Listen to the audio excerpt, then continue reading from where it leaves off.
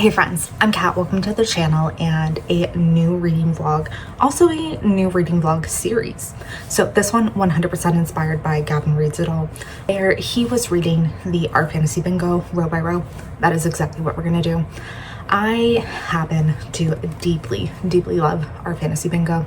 I am a huge fantasy and sci-fi reader, which is the basic focus of this, and I really enjoy the fact that these challenges can be a little difficult and really take myself, well, push myself out of my preferred reading and really just challenge myself to explore the genre more. So if you did not know, the Art Fantasy Bingo is a bingo board. It's run every year on Art Fantasy, which is Reddit fantasy, the Reddit sub fantasy group, and basically just has 25 prompts where you must read either fantasy, sci-fi, or horror book that falls within it. There's hard mode for all of these prompts. I'm not gonna bother with it. I do sometimes challenge myself to read it. I just don't feel like doing that this year. And yeah, we're just gonna be going square by square and reading a book for every one of these, which I cannot wait to do. I know I've read quite a few this year already that fit within these, but we're just going in as if I have read absolutely nothing and just going block by block. So we have five prompts to be going through today. So the 5 prompts, the 5 squares we will be covering today: knights and paladins. So one of the main characters has to be either a knight or a paladin. Hidden gem, so a book with under 1,000 ratings on Goodreads, published in the 80s. So read a book that was first published anytime between 1980 and 1988. High fashion, read a book where clothing, fashion, and or fiber arts are important to the plot. And down with the system, read a book in which a main plot revolves around disrupting a system. So I'll have links down below to what the Art Fantasy Bingo is itself. Also, I do have a TBR up, which we are 100% ignoring, and we're kind of just going based on vibes for this one, / just, again, pretending I have not read a single book. So first one we're going to start with, Knights and Paladins. I really am going to take this as an excuse to dive into T. Kingfisher's Paladin series. I've read the first one, quite enjoyed it, have not continued. So that's where we're going today. We are starting with Paladin Strength, and I am super excited because yes, one of the main characters is a paladin. This one's perfect. So let's go dive into this one. We'll come back. We'll talk about every square as we go along, some recommendations, and yeah, I'm excited. I hope you guys are. Yeah, and welcome to the channel. Thank you for clicking on this video. Let's just go read. So I have started Paladin Strength, and really happy to say that I'm having a fantastic time with this one. This is book 2 in this Paladin series by T. Kingfisher, and I think book 1, I enjoyed it a decent amount, but when I'm thinking back on it, it also doesn't really have anything that necessarily stood out for me. It wasn't that groundbreaking of a romance. There wasn't enough things that really made it memorable, but I am very happy to say I'm enjoying this one. And I think because I liked book 1 a decent amount, but it was kind of forgettable in my brain. It made me really hesitant to go pick up anything else in the series, even though I love T. Kingfisher and I've read pretty much everything that they've written. I'm really happy. I'm really happy that I finally made myself do this. So we are following a paladin in this series. Each series is focusing on a different couple, but essentially this one god has died and has left all of those who were affiliated with him, devoted to him, kind of lost in the world. And our male main character is one of the paladins who had been devoted to this god. Now that he is dead, he doesn't really know what he's doing with his life. So he kind of gets involved with a group of, I think they're mercenaries, and is just going on these different missions. He comes across a woman who lived at a nunnery, grew up there, but she herself is not a nun. And she ends up being basically adopted into their group, brought in, and gets them to agree to kind of help her on a mission, because she and all of the sisters from this nunnery had been abducted. And there's some weird reason why, we don't know, but she's holding some secret about why people would abduct them. And she got left behind. But she is hoping that these mercenaries can help her go find all the sisters and rescue them. And they're just kind of on this journey now, this journey to go save all the nuns. And I'm really enjoying it. I'm really really like getting into this story right now. There are so many things that I just in general am liking about it. Like the characters, like our paladin, he's a grumpy man. I like it. Our female main character, she is a strong woman, and they're both older main characters. I really love that. I love when we have like a romantic interest characters who are, you know, not in their 20s. Love it. I think they're both kind of insinuated to be late 30s, early 40s. Our female main character is also described as just like a very large woman, very strong, very like not petite and dainty, which is again nice to see. It is such the or not the norm in romances. Usually we have this tiny petite dainty woman and a giant man. In this case, they're both like big strong warriors, and I like that. I really like that. Just so many things that are like, you know, adding in little pieces of enjoyment for me. So I am really having a good time. I'm feeling really good about this, and it's making me very excited to keep going on. So as we're going through each prompt in the fantasy bingo, I wanted to try and bring a few recommendations for each one of them as well. I know that, I mean, at one point on Instagram, I was doing recommendations, and I'll have my Instagram link down below, but kind of fell off on that. I should start doing it again. Those posts were actually doing well. Let's quickly discuss a few books that feature knights and paladins and that you absolutely could use if you are doing our fantasy. So first one, The Bright Sword by Leif Grossman. This is kind of an Arthurian knight retelling, and we are specifically following several knights. The Stormlight Archives, any of the books within that, again, they're following knights, or a lot of the main characters are knights, and they are fighting on their whole, like, I don't want to say holy mission, but they're fighting on missions. Basically any of the knights radiant, they count towards that. The Knight and the Moth by Rachel Gillig. This is a recent release that has been very popular. We have a knight main character. So I'm reading one of the Paladin series, one of the books within the Paladin series by T. Kingfisher.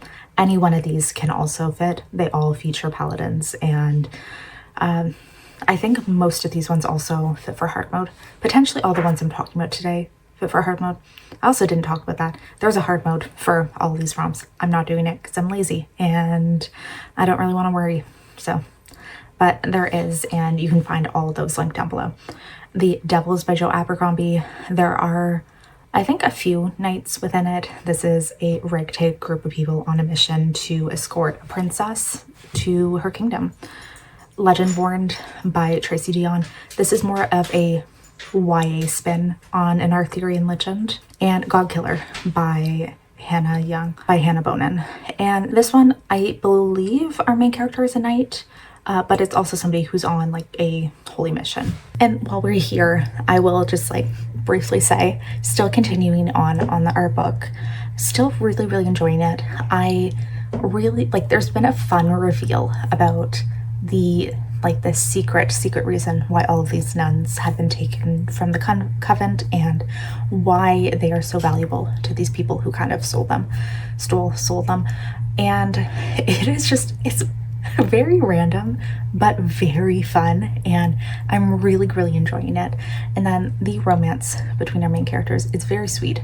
A lot of it seems like they are not necessarily sure how to like make a move without pushing each other's boundaries, and it's a lot of like very respectful of, I want you, but I don't know how to express it. I don't know how to express it in a way that you might take it badly. I don't know what your limits are, like that kind of stuff.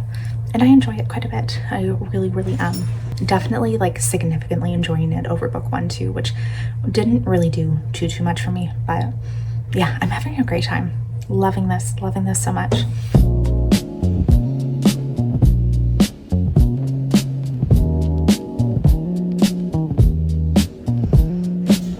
Okay, so I am done Paladin's, Paladin's Strength. Enjoyed it quite a bit. We are giving this 4 stars. And overall, I enjoyed the romance. The world is one that I already knew I liked, but it was just like a really good addition in it. And I liked a lot of the things that were explored. I liked like some of the weirder magics that we kind of viewed in this one. And overall, just like a really great addition. You know, another proof I really like Kingfisher, and just a really solid Paladin book. So I'm happy with that. And with that, we have, you know, square one checked off. All right, now that book one is done, we are on to square two, which is Hidden Gem. So this is a book with under 1,000 ratings on Goodreads. And when I was pursuing, basically looking through all of the different books that I have on my to want to be read shelf, I came across, what is it? Haunted Bond by Morgan B. Lee. And this came out last year. And it's this author's newest release in this hidden legacy world, I think is what it's called. I can't remember the original name of the series, but I really enjoyed the books that I've read from her previously, and I'm pretty surprised this one has not had more readers, because when I'm starting this, it only has about 600 like ratings on Goodreads. But it is basically in this magical world where there's all kinds of magical people. There's like fae, vampires, shifters, magicians, all these things. And these people, they're called legacies.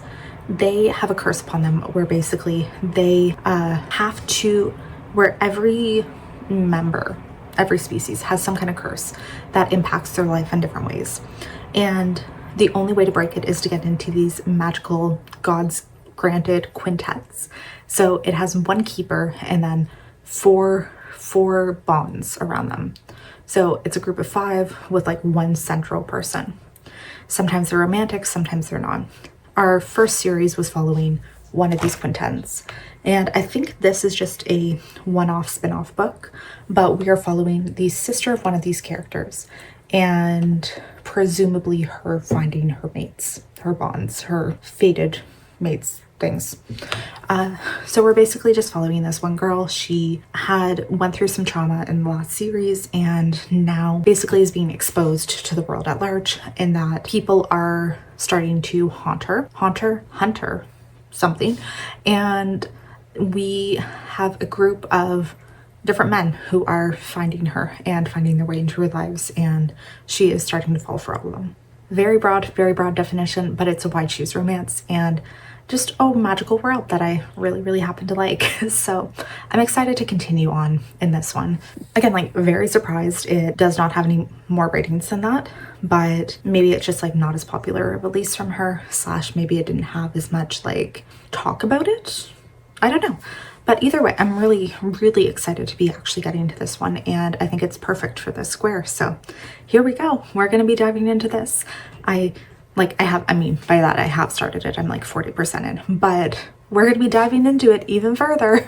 So I'm going to keep reading it and I'll come back when I finished. I was trying to think of some recommendations for this square, and unfortunately this is one that I really don't think I have anything to say about. Unfortunately, this is one that I really don't have that many recommendations for, because while I've definitely read a lot of books, like especially on Kindle Unlimited, that don't have a lot of ratings, and a lot of these books, like since I have read them, they have found considerably more readers, or they're ones that maybe I would not recommend because I did not enjoy them. This is one that I'm gonna actually have to take a bit of time, and I'll try to see if I can get an Instagram post together by the time this video comes out, where I'm actually like putting up some recommendations for books with lower ratings that actually are worth your time, or books that maybe like are underrated, whatever it is. But yeah, I don't really have that many recommendations for this one. I will say though, I'm done Haunted Bond, and I enjoyed this. I really did. You absolutely can't read this one though without having read the prior series, which I think it's either 4 or 5 books, I can't remember. I really enjoyed it. It's the Hidden Legacy series, and it's one that I would absolutely recommend. But it's also like wide shoes, fantasy, paranormal romance, which I know is not really everyone's thing. But this one, I don't want to get too much into the plot points of this one because it does so heavily rely on a lot of things that happened in the previous series. But I will say it was a really nice romance in, I mean, a lot of things that I really enjoy, which like I like wide shoes romances, and this one especially. every one of the male main characters was just head over heels in love with our female main character instantly, and just obsessed with her, willing to do anything. And I enjoyed it. I enjoyed seeing that quite a bit.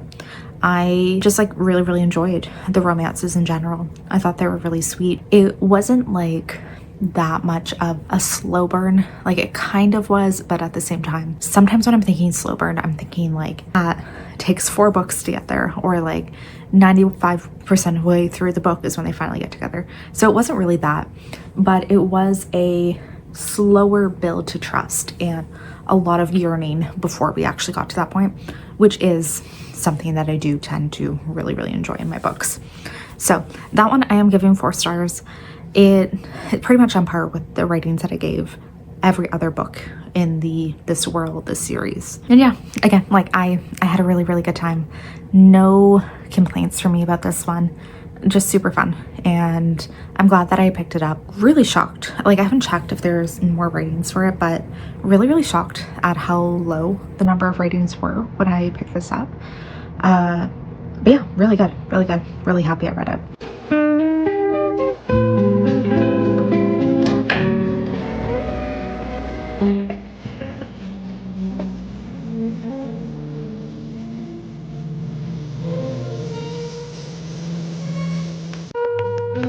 Coffee's so needed right now. So we are on to our next book, and I am so wildly excited about this one. I am picking up Octavia, a book by Octavia E. Butler. This is for the prompt published in the 80s. So essentially just a book that was published in the 80s. And I have been very slowly making my way through her works. She is by far one of my favorite sci-fi authors. And I think almost every one of her books I've read, I've given 5 stars. The only exceptions maybe are some of the books within the Exogenesis series, which was super weird, but again, like I really enjoyed it. I like weird sci-fi, and we are now reading Wild Seed, which potentially could be one of her weirdest. Like, I will say, to be fair, Lilith's Brood is so intensely weird. I don't know if I would recommend, I don't know if I'd recommend that one to anyone, but also to everyone. Like, I think it's so good. And Wild Seed is very much going down the same path of like, I don't think I would recommend this to a single person, yet it might be potentially one of my favorite sci-fi books I've read. One of the weirdest. I'm just deeply enjoying this. So let's actually talk about the plot of it. We are starting in the 1600s, I believe, and I think this book covers a couple hundred years, but we are following this one woman who she's lived for a couple hundred years in the surrounding area and has discovered that she has this ability to basically manipulate her body in any way. So she doesn't age. Well, she physically ages, but is then able at any point that she wants to revert back to her like 20-something-year-old body. She can shapeshift into anything she wants as long as she has like touched that animal before. And she's also able to basically like heal anything within herself. So she's throughout the years like experienced all kinds of injuries, all kind of poisons, all of these things, and like really learned how to like manipulate her body to fix it all. And she basically has been living, I think at this point, for 200 years. She's been married many times, had many children, just like, you know, has children, grows up with them, pretends to be an old lady. And then when her children and husband start dying, she moves to a new area and starts over again. She happens to get the attention of this man named Doro. And he is another kind of magical being, perhaps like her, where he has been alive for presumably thousands of years, it seems. And he has this ability where he can basically touch a body and put his consciousness into it. So he like takes over the body, essentially kills the person who's inside of it. The previous body he was in dies, but he's able to constantly shift from body to body, and in this sense has lived, I think he said like 4,000 years at this point. But he, through this time, has come to recognize that there are quite a few people who have like different abilities in them. And he has now set a goal where he is going to gather these people together and basically do breeding experiments on them to create like the ultimate race. Slash, he's like, if I can combine this gene from this person and this ability here, maybe I can create the ultimate powerful people. And if I keep combining them in the way I want, we will have, you know, the master people. It's kind of like that. And it is really, really intensely weird. So we follow him. He meets our main character. I think her name is Anyawatu. I might have that wrong because I'm just going from memory here. But he comes across her and essentially convinces her to leave her land behind. She's in Africa, and come to America with him and come as his wife and come into this world because he recognizes how powerful her ability is and really, really wants to bring this shape-shifting ability, healing, and long-livedness in with him. And it's just weird. It's really, really weird. There is a lot of talk about just like his breeding experiments, and that is like just a really, really weird thing to kind of read about. And the way that he approaches human life is terrible. Like he sees every kind of person, every one of his descendants as like just a pawn, like basically just something he can move around, and he assumes people are just disposable and that they can kind of just like are there to serve his purpose. And so many things about this really, really weird. Like I said, I don't know how many people I would recommend this to, but at the same time, this is incredibly good. It is fascinating. I'm over halfway through, and we've, I think at this point, spanned close to 100 years. And wow, it is just so good, so interesting. Like I really have no idea where their story is going to go, which feels fantastic. Like I have no idea if these people are going to become enemies or lovers, or like, is our main character going to join Doru on this planet? No clue whatsoever. But I'm so fascinated to find out where it goes. It is just so good. So yeah, this is such a great find. I'm so happy I'm picking this one up. I am like a little sad because I'm getting close to being done all of my Octavia E. Butler books that are outstanding. I think when I'm done this series, I won't have any more to go, but I'm so excited.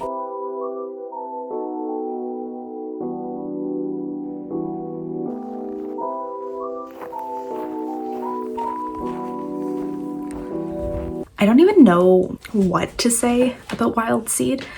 This was a 5-star read for me.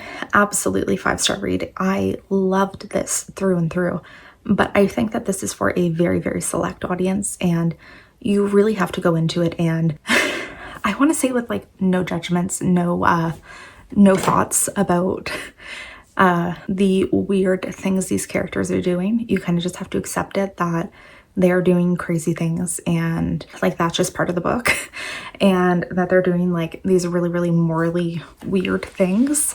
And I feel like if you go into it with that, you can kind of enjoy it, because a lot of it is really, really, really something. Like it has a lot of basically like eugenics kind of going on, weird inbreeding, weird, like trying to create a master race. And it was honestly just fascinating to read. Like the main male character is absolutely, I feel like, a villain.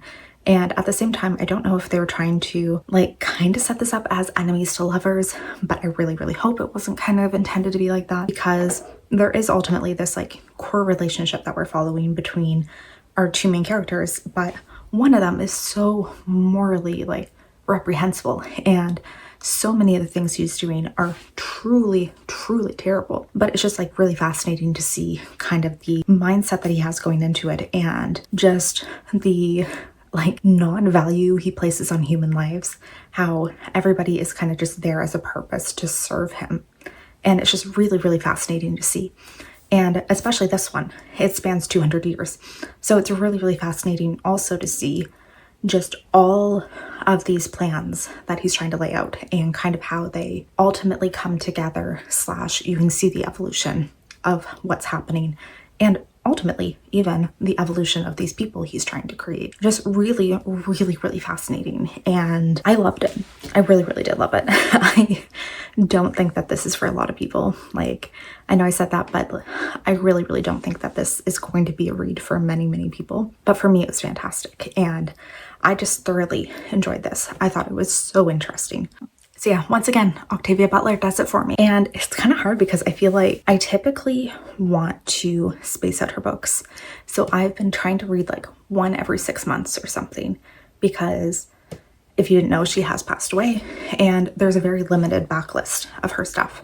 And I really, really love her works. So I've been trying to like really give myself time in between them. But this is one that I kind of just immediately want to jump into book 2.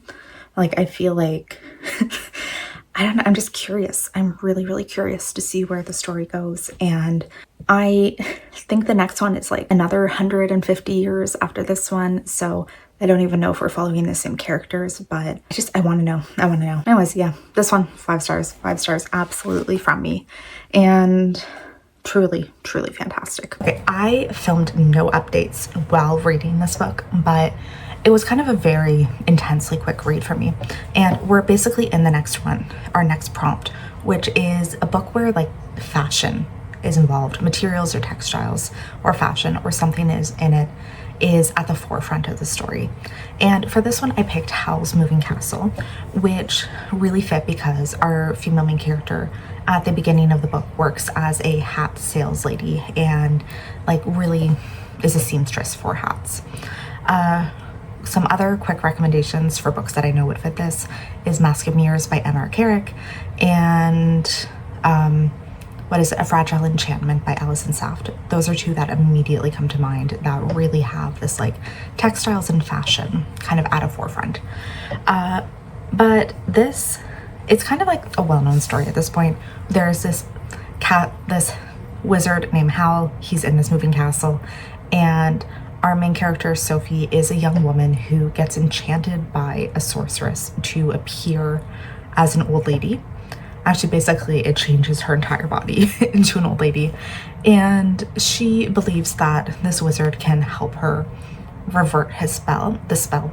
But also part of this enchantment is that she's not able to talk about it, not able to like reveal who she actually is. She just has to really like keep going with this premise of being an old lady.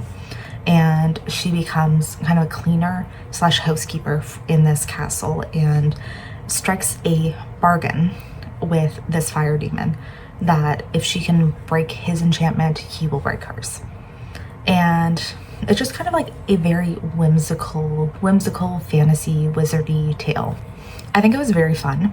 It's one book that I'm coming out of it feeling like it was a very fun read, but it also wasn't really a book for me.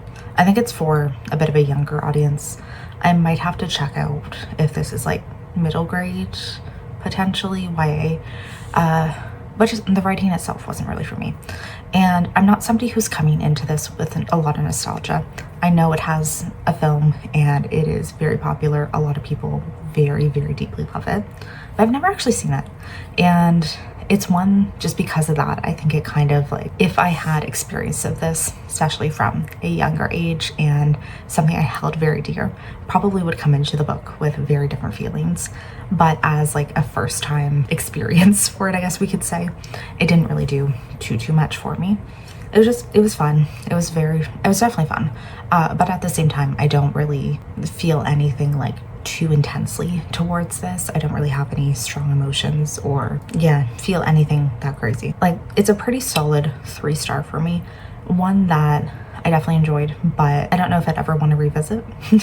And there's like other books in this series, and I was really originally planning on continuing on in these for like other videos I have going on, and I thought it would fit very well.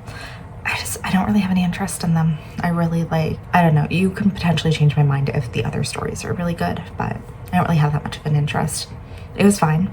I definitely would like to watch the movie. I think potentially could be something I enjoy, but also I'm not really feeling anything super strong towards this. So there we go. We're done this one.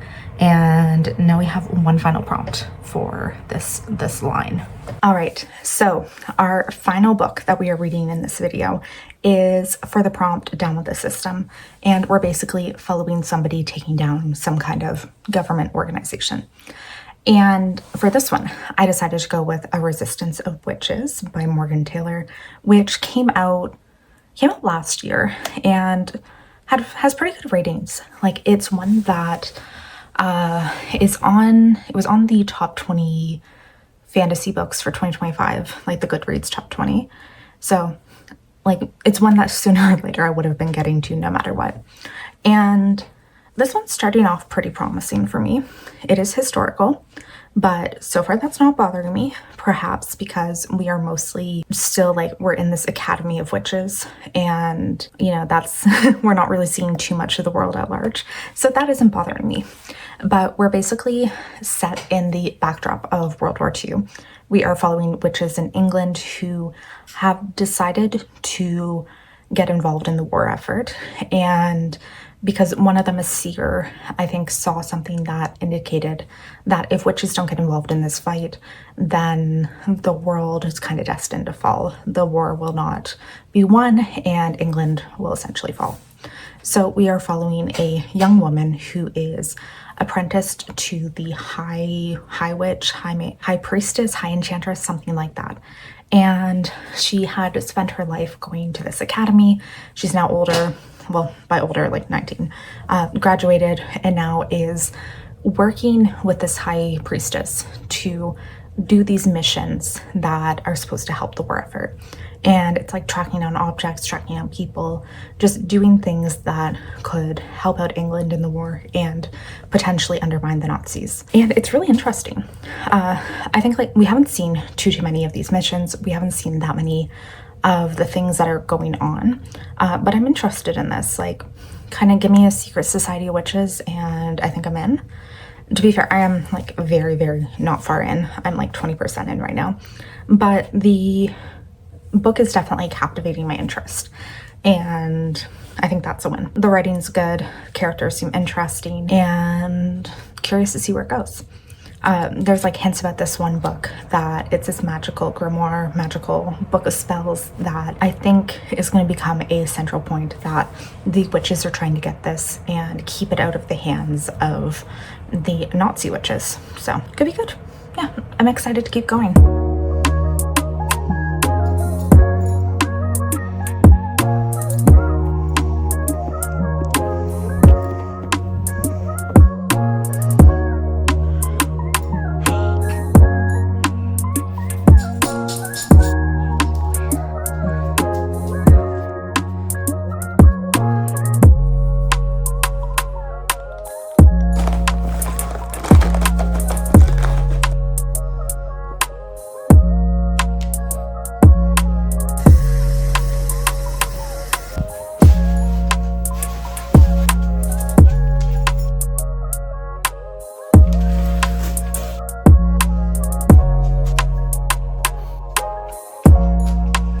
So I will say the book is unfortunately starting to take a slight turn into kind of what I didn't want, and more of like, not in a bad way. Like, it's not really taking the book, like making it bad, I guess. It's just more of something that I don't personally enjoy quite as much, because we kind of started so much at this magical academy and we're dealing with the politics of that. And now our main character has left the setting and is going on a journey through France to find this magical book. And it is Nazi occupied France. So we are really, really diving into more of that and more of the war setting, which is just not my favorite thing. And I've talked about this so many times. It is like fully my own problem. I just don't love books that are set during World War II. I don't love books that are set during historical periods. And I really was hoping that this one would kind of break that mold for me. It started off so promising, and we really were not like,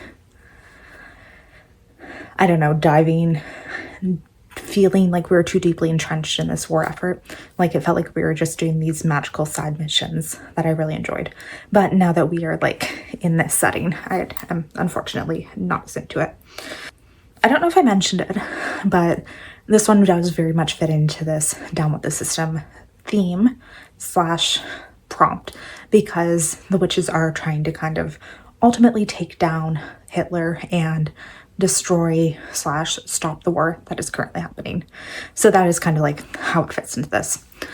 But yeah, I'm like 60-ish% into it right now.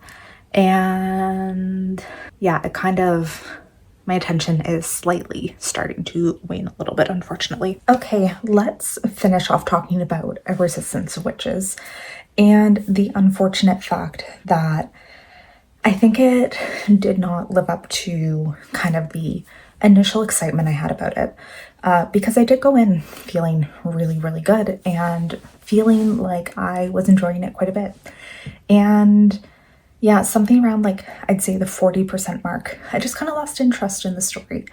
And there was quite a few things that definitely contributed to that. Part of it, I wasn't enjoying the characters as much. In particular, the side characters I wasn't super into. And then just kind of the nature of the story lost me a little. I really didn't feel like the stakes were high. I just didn't feel any personal attachment to them, if that makes sense. I didn't feel like I was super concerned about a lot of what was going on, even considering like these huge ramifications that it was having for the effect of World War One.